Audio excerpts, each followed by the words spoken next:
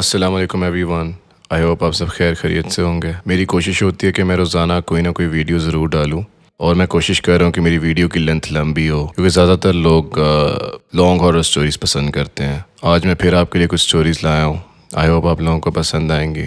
اگر آپ کو میرا کام اچھا لگ رہا ہے تو آپ چینل کو لازمی سبسکرائب کریں اور ویڈیوز کو لائک ضرور کیا کریں، اور اگر آپ چاہتے ہیں کہ آپ کی بیتی میں یہاں پر سناؤں تو میں نے ڈسکرپشن میں ایک ای میل ایڈریس دیا ہوا ہے، آپ وہاں پہ اپنی سٹوریز مجھ سے شیئر کر سکتے ہیں۔ رات کا وقت تھا، ہوا میں عجیب سی خاموشی تھی، جیسے کائنات بھی سونے کی تیاری کر رہی ہو۔ کمران اپنے دوستوں کے ساتھ ایک شادی سے واپس آ رہا تھا۔ انہوں نے واپسی کا سفر ایک بس کے ذریعے کرنے کا فیصلہ کیا۔ بس اسٹاپ پر پہنچ کر انہیں ایک پرانی، دھندلی اور پراسرار سی بس کھڑی نظر آئی۔ کمران نے کہا، یہ بس کچھ عجیب سی لگ رہی ہے، لیکن اور کوئی راستہ نہیں ہے، رات زیادہ ہو رہی ہے۔ بس میں پہنچتے ہی انہیں ایک عجیب سی ٹھنڈک محسوس ہوئی، جیسے سرد ہوا ان کے جسموں پر داخل ہو رہی ہو۔ بس میں صرف چند اور مسافر تھے، جو کہ سب کے سب خاموش بیٹھے ہوئے تھے۔ ڈرائیور نے گاڑی سٹارٹ کی اور بس اندھیرے میں چل پڑی۔ کچھ دیر بعد کمران نے محسوس کیا کہ بس کی کھڑکیاں دھندلی ہو رہی ہیں۔ اچانک بس کی لائٹیں بند ہو گئیں۔ ایک گھنی خاموشی چھا گئی۔ اس خاموشی کو توڑتے ہوئے ایک بوڑھی عورت نے ہلکی آواز میں کہا، یہ بس کبھی منزل پر نہیں پہنچتی۔ کمران اور اس کے دوست پریشان ہو گئے۔ یہ آپ کیا کہہ رہی ہیں؟ کمران نے بوڑھی عورت سے پوچھا۔ عورت نے جواب دیا، یہ بس روحوں کی ہے، یہ ان روحوں کو لے کر چلتی ہے جو اپنی دنیا میں واپس نہیں جا سکیں۔ اچانک بس رک گئی۔ ڈرائیور نے پیچھے مڑ کر کہا، اب وقت آ گیا ہے، سب نیچے اتر جائیں۔ سب مسافر نیچے اترے، لیکن یہ کیا؟ وہ ایک ویران سنسان جگہ پر کھڑے تھے، جہاں دور دور تک کچھ نہیں تھا۔ کمران اور اس کے دوست خوفزدہ ہو گئے۔ یہ کہاں لے آئے ہیں ہمیں؟ کمران نے چیختے ہوئے پوچھا۔ بوڑھی عورت نے کمران کی طرف دیکھا اور بولی، یہ وہ جگہ ہے جہاں سے کوئی واپس نہیں جاتا، لیکن تمہیں ایک موقع دیا جائے گا۔ کمران اور اس کے دوستوں نے دیکھا کہ بس کے اندر کچھ روحیں قید ہیں جو انہیں بلا رہی ہیں۔ ہمیں یہاں سے نکالو پلیز، ایک روح نے فریاد کی۔ بوڑھی عورت نے کہا، اگر تم ان روحوں کو آزاد کر سکو تو تم بچ سکتے ہو۔ کمران اور اس کے دوستوں نے ہمت جمع کی اور بس کے اندر داخل ہو گئے۔ جیسی وہ بس میں داخل ہوئے، ایک خوفناک چیخ سنائی دی۔ وہ جلدی سے بس کے مختلف حصوں کی تلاشی لینے لگے اور بالآخر انہیں ایک پرانا صندوق ملا۔ صندوق کو کھولنے کے بعد ایک زوردار روشنی چھا گئی اور تمام روحیں آزاد ہو گئیں۔ روشنی کے ساتھ ہی بس ایک جھٹکے کے ساتھ حرکت میں آئی اور پھر ایک دم رک گئی۔ کمران اور اس کے دوستوں نے دیکھا کہ وہ واپس بس اسٹاپ پر کھڑے ہیں۔ بوڑھی عورت نے مسکرا کر کہا، تم نے ہمیں آزاد کر دیا ہے، اب تم جا سکتے ہو۔ کامران نے حیرانی سے پوچھا، آپ کون ہیں؟ عورت نے جواب دیا، ہم وہ روحیں ہیں جو کبھی اپنے گھروں کو نہ لوٹ سکیں۔ تم نے ہمیں مکتی دی، اب جاؤ اور کبھی پلٹ کر نہ دیکھنا۔ کامران اور اس کے دوست تیزی سے بس سے اترے اور وہاں سے بھاگ گئے۔ آج بھی وہ رات کو جب بس اسٹاپ کے قریب سے گزرتے ہیں تو انہیں وہ پراسرار بس یاد آتی ہے، اور وہ دعا کرتے ہیں کہ انہیں کبھی دوبارہ ایسا تجربہ نہ ہو۔ ساحل کے کنارے ایک پرانا گاؤں تھا جس میں ایک پراسرار گھر موجود تھا۔ اس گھر میں ایک پرانی گھڑی تھی جسے گاؤں والے وقت کی نگرانی کرنے والی کہتے تھے۔ کئی سالوں سے وہ خاموش تھی، مگر ایک دن اچانک بولنے لگی۔ حسن، جو کہ ایک نوجوان تھا اور اسی گھر میں رہتا تھا، اس نے پہلی بار اس کی آواز سنی۔ حسن، وقت قریب ہے۔ یہ سن کر حسن کی ریڑھ کی ہڈی میں ایک سرد لہر دوڑ گئی۔ وہ سوچنے لگا کہ شاید یہ اس کا وہم ہو، مگر اگلے دن پھر وہی آواز سنائی دی، حسن، وقت قریب ہے۔ گاؤں کے بزرگوں نے حسن کو بتایا، یہ گھڑی اس خاندان میں نسلوں سے موجود ہے اور کبھی کبھی آنے والے خطرے کا اشارہ دیتی ہے۔ حسن کو یہ سن کے اور بھی خوف محسوس ہوا۔ اگلی رات جب حسن سو رہا تھا، گھڑی نے زور سے آوازیں کرنی شروع کر دی۔ حسن چونک کر اٹھ بیٹھا اور دیکھا کہ گھڑی کے پینڈولم نے ایک سرخ روشنی کا حالہ بنانا شروع کر دیا ہے۔ اس نے جلدی سے اپنے دادا کو جگایا، جو کہ اس کے گھر میں سب سے عمر پسیدہ تھے۔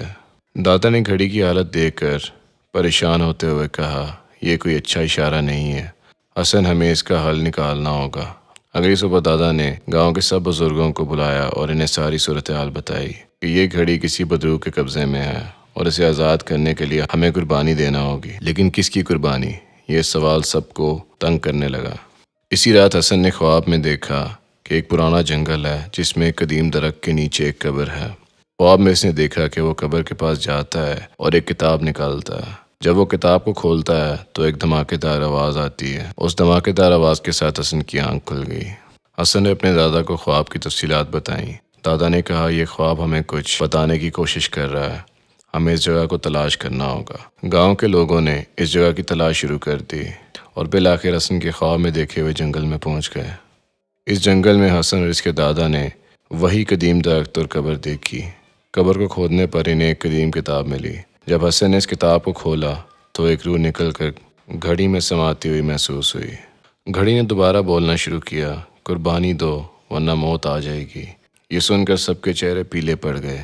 بزرگوں نے فیصلہ کیا کہ اگر حسن اس روح سے بات کرے تو شاید کوئی راستہ نکل سکے۔ حسن نے ہمت کر کے گھڑی سے بات شروع کی، اے روح تم کون ہو اور کیا چاہتی ہو؟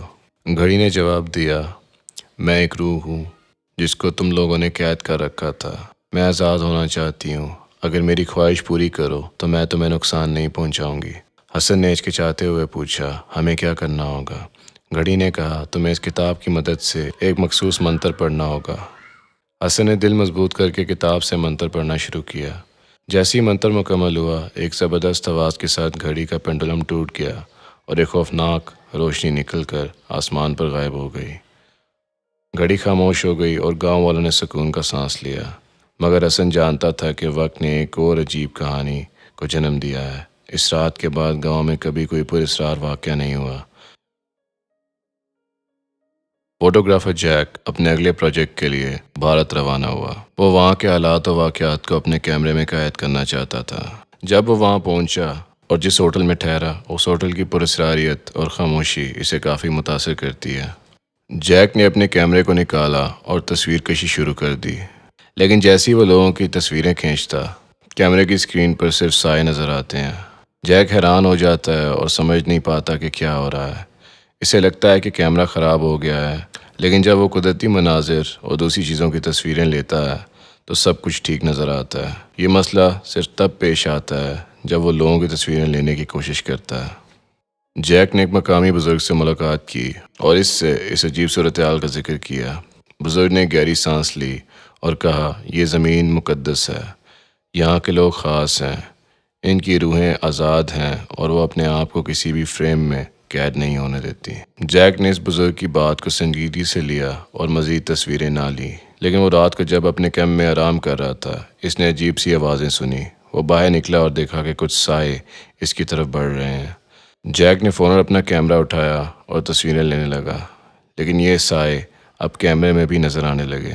ان سایوں کی آنکھیں اس پر جمی تھیں، جیسے کہ وہ اسے خبردار کر رہے ہوں۔ جیک کو خوف محسوس ہونے لگا اور وہ واپس اپنے کیمپ میں چلا گیا۔ کیمپ کے اندر آتے ہی اس نے دیکھا کہ وہ سائے اس کے کیمپ میں موجود ہیں۔ انہوں نے اس پر حملہ کیا اور جیک غائب ہو گیا۔ اگلی صبح جب جیک کا اس کے گھر والوں سے رابطہ نہ ہوا تو انہوں نے پولیس سے کانٹیکٹ کیا۔ پولیس نے جیک کی تلاش شروع کر دی۔ انہیں تلاش کرنے پر کچھ نہ ملا سوائے جیک کے کیمرے کے اور اس کے کچھ سامان کے۔ اس کیمرے میں اب بھی وہ سایوں کی تصویریں قید تھیں۔ یہ سب دیکھ کر پولیس کو وہاں کے لوگوں سے معلوم ہوا کہ یہاں اس رات بہت ساری چیخوں کی آوازیں سنائی دی۔ پولیس نے کیس بند کر دیا اور جیک دوبارہ کبھی نہ ملا۔ پرانے قصبے کی راتیں ہمیشہ سے ہی سنسان اور خاموش رہی تھیں۔ لوگوں نے اپنے وقت گزر جانے کے بعد بھی شہر کی گلیوں میں اپنی کہانیاں چھوڑ دی تھیں۔ انہی کہانیوں میں لپٹی ہوئی ایک لڑکی سارا نے فیصلہ کیا کہ وہ ان پرانی کہانیوں کو زندہ کرے گی۔ سارا کو بچپن سے ہی کہانیاں لکھنے کا شوق تھا۔ ایک دن جب وہ اپنی نانی کے گھر کی پرانی الماری میں جھانک رہی تھی، اسے کچھ پرانی ڈائریاں ملیں۔ یہ ڈائریاں قصبے کے پرانے لوگوں کی تھیں جو اب اس دنیا میں نہیں تھے۔ سارا نے سوچا کہ کیوں نہ ان لوگوں کی کہانیاں پھر سے زندہ کی جائیں، اور رات کو بیٹھ کر لکھنے لگی۔ جب وہ پہلا باب ختم کر چکی تھی، اچانک کمرے کی کھڑکی زور زور سے بجنے لگی۔ سارا نے کھڑکی بند کرنے کی کوشش کی، لیکن وہ خود بخود کھل گئی۔ کھڑکی کے باہر اسے ایک دھندلی پرچھائی نظر آئی، جیسے کوئی اسے دیکھ رہا ہو۔ سارا نے خوف سے اپنے کمرے کا دروازہ بند کر دیا اور لکھائی میں مصروف ہو گئی۔ جیسے جیسے وہ لکھتی جا رہی تھی، کمرے میں عجیب عجیب آوازیں آنے لگیں۔ اس نے اپنی آنکھیں اٹھائیں تو دیکھا کہ کمرے میں وہی کردار موجود تھے جنہیں وہ لکھ رہی تھی۔ سارا نے خود کو جھنجھوڑا اور ایک دم سب غائب ہو گیا۔ اسے لگا کہ شاید یہ اس کا وہم تھا، کیونکہ وہ خود ہارر سٹوریز لکھ رہی ہے اور شاید وہ کہانیاں اس کے ذہن پر اثر کر رہی تھی۔ رات گزر گئی مگر سارا کی نیند اڑ گئی۔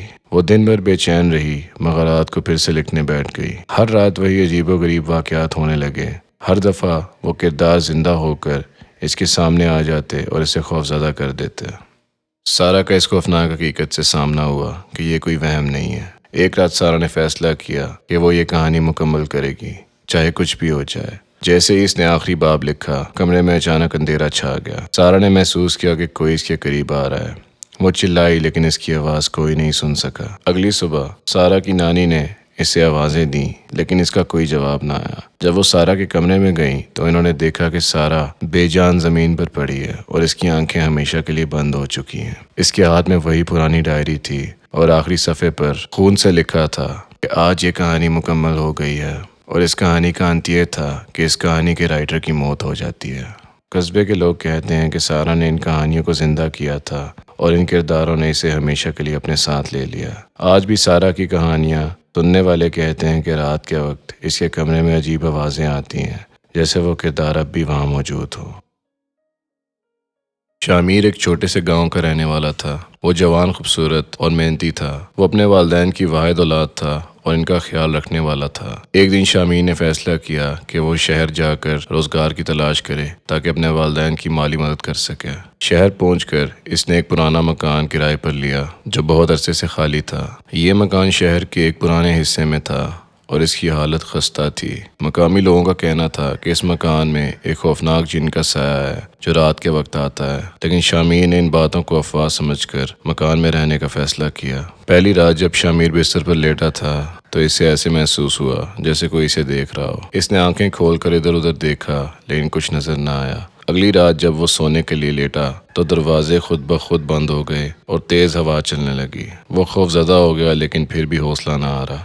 ایک رات شامیر جب گہری نیند میں تھا، اچانک اس کا جسم بے جان ہو گیا۔ وہ بستر پر لیٹا رہا لیکن اس کا جسم حرکت نہ کر سکا۔ اچانک ایک سیاہ سایہ اس کے سامنے نمودار ہوا۔ وہ ایک جن تھا جس کی آنکھوں میں خوفناک روشنی تھی اور اس کے منہ سے خوفناک آوازیں نکل رہی تھی۔ تم نے میرے مکان میں قدم کیوں رکھا؟ جن کی آواز گونجی۔ شامیر خوف سے کانپ رہا تھا لیکن اس نے حوصلہ کرتے ہوئے کہا، میں یہاں روزگار کے لیے آیا ہوں، مجھے نہیں معلوم تھا یہ مکان آپ کا ہے۔ جن نے شامیر کو ایک شرط پر چھوڑنے کا وعدہ کیا، اگر تم روز رات کو میرے لیے ایک خاص عمل کرو گے تو میں تمہیں آزاد رہنے دوں گا۔ شامیر نے مجبوراً حامی بھری۔ جن نے اسے کتاب دی جس میں مختلف جناتی عملیات درج تھے۔ شامیر نے ہر رات کتاب کے مطابق عمل کرنا شروع کیا۔ شروع میں اسے کوئی خاص اثر محسوس نہیں ہوا لیکن جیسے جیسے دن گزرتے گئے اس کے جسم پر جن کا قبضہ بڑھنے لگا۔ وہ دن کے وقت بھی عجیب حرکتیں کرنے لگا، جیسے کہ خود سے باتیں کرنا، چیزیں اٹھا کر پھینکنا اور بے مقصد ہنسنا۔ جن کا کنٹرول شامیر پر اور بڑھ گیا۔ وہ اب مکمل طور پر جن کے زیر اثر تھا۔ وہ جو کچھ بھی کرتا تھا جن کے حکم کے مطابق کرتا تھا۔ اس کے دوستوں اور رشتہ داروں نے اس کی حالت دیکھ کر اسے دماغی مریض سمجھنا شروع کر دیا۔ ایک دن شامیر کی والدہ اس سے ملنے آئیں۔ انہوں نے اپنے بیٹے کی حالت دیکھی تو انہیں بہت دکھ ہوا۔ انہوں نے ایک عالم سے مشورہ کیا جو جنات کے بارے میں بہت علم رکھتا تھا۔ عالم نے شامیر کو دیکھا اور فوراً پہچان لیا کہ اس پر جن کا سایہ ہے۔ عامل نے کچھ خاص عملیات اور قرآنی آیات پڑھ کر شامیر کو جن کے اثر سے آزاد کرنے کی کوشش کی۔ جن نے بہت مزاحمت کی لیکن عالم کے علم اور ایمان کے سامنے ہار ماننی پڑی۔ جن کو شکست ہوئی اور وہ چیختا ہوا مکان سے نکل گیا۔ اس جن کے چلے جانے کے بعد شامیر کی حالت بہتر ہوتی گئی۔ اس نے وہ مکان چھوڑ دیا اور اپنے والدین کے پاس واپس آ گیا۔ اس نے عہد کیا کہ وہ دوبارہ کبھی بھی ایسی جگہ پر نہیں جائے گا جہاں جنات کا سایہ ہو۔ شامیر نے اپنی زندگی کو معمول پر لانے کی کوشش کی اور اللہ کا شکر ادا کیا کہ اللہ نے اسے اس خوفناک جن کے چنگل سے آزاد کیا۔ علی معمول کے مطابق اسکول سے واپس آیا۔ اس کے جوتے دھول سے بھرے ہوئے تھے اور بیگ اس کے کندھے پر جھول رہا تھا۔ جیسے ہی اس نے گھر کا دروازہ کھولا، ایک عجیب سی خاموشی نے اس کا استقبال کیا۔ گھر کی لائٹیں بند تھیں اور ہر کمرہ سنسان تھا۔ علی نے اپنی ماں کو پکارا، امی میں آ گیا ہوں، مگر کوئی جواب نہ آیا۔ علی نے اپنے بیگ کو کونے میں پھینکا اور کچن کی طرف بڑھا، شاید امی وہاں ہو، لیکن کچن بھی خالی تھا۔ ابو کہاں ہے؟ علی نے خود سے سوال کیا۔ اس نے اپنی بہن کا کمرہ دیکھا، وہاں بھی کوئی نہیں تھا۔ یہ کیا ماجرا ہے؟ علی کے دل میں خوف کی لہر دوڑ گئی۔ وقت گزرتا گیا اور شام ہو گئی۔ علی کی تشویش بڑھ گئی۔ اس نے اپنے دوستوں کو فون کیا مگر کسی کو بھی معلوم نہیں تھا کہ اس کے گھر والے کہاں ہیں۔ اس نے پھر اپنے والد کے موبائل پر کال کی لیکن کوئی جواب نہیں ملا۔ رات ہونے لگی اور علی کا دل خوف سے دھڑک رہا تھا۔ وہ اپنے کمرے میں جا کر بیٹھ گیا۔ اچانک اس سے کچھ عجیب سی آوازیں سنائی دیں، جیسے کسی نے گھر کے اندر قدم رکھا ہو۔ علی نے اپنے بستر سے اٹھ کر باہر جھانکا لیکن کچھ نظر نہیں آیا۔ آوازیں بڑھتی گئیں جیسے کوئی آہستہ آہستہ اس کے قریب آ رہا ہو۔ علی نے دروازہ بند کرنے کی کوشش کی مگر دروازہ جیسے کسی نے پکڑ لیا ہو۔ اس کا دل زور زور سے دھڑکنے لگا۔ پھر ایک سایہ دروازے کے پیچھے سے نکلا۔ وہ ایک قدیم لباس میں ملبوس تھا اور ایک عجیب سی شخصیت تھی۔ اس کی آنکھیں گہری سرخ تھیں اور اس کا چہرہ خوفناک تھا۔ تم کون ہو؟ علی نے پوچھا۔ اس شخصیت نے ہنس کر جواب دیا، میں وہ ہوں جسے تمہارے بزرگوں نے یہاں قید کر رکھا تھا۔ آج میں آزاد ہوں اور اب تمہاری باری ہے۔ علی نے پیچھے ہٹنے کی کوشش کی مگر اس کے قدم زمین میں جم گئے۔ شخصیت نے آہستہ آہستہ اس کی طرف قدم بڑھائے اور پھر اچانک سے غائب ہو گئی۔ علی نے خود کو سنبھالنے کی کوشش کی مگر دل کی دھڑکن اب بھی تیز تھی۔ پھر اس نے ایک عجیب سا خط دیکھا جو اس کے بستر پر پڑا تھا۔ خط پر لکھا تھا، اب تم اس راز کو جان چکے ہو، اپنے گھر والوں کو ڈھونڈنے کی کوشش مت کرنا ورنہ تم بھی ان کی طرح غائب ہو جاؤ گے۔ علی نے خوف سے خط پھینک دیا اور وہ پولیس کے پاس بھی نہیں گیا۔ وہ آج بھی سوچتا ہے کہ کیا اسے کسی کو اس بارے میں بتانا چاہیے یا نہیں، کیونکہ اگر اس نے کسی کو بتایا تو وہ بھی غائب ہو جائے گا۔ لیکن یہ راز اب ہم سب جان چکے ہیں۔ اس کا مطلب علی۔ مجھے امید ہے کہ آپ سب کو یہ کہانیاں پسند آئی ہوں گی۔ چینل کو سبسکرائب کرنا نہ بھولیے گا اور ویڈیو کو لائک کرنا نہ بھولیے گا۔ اور اگر آپ چاہتے ہیں کہ میں آپ کی آپ بیتی یہاں پر سناؤں تو اس ویڈیو کی ڈسکرپشن میں ایک ای میل ایڈریس ہے، آپ وہاں مجھے اپنی کہانیاں بھیج سکتے ہیں۔ تب تک کے لیے اللہ حافظ۔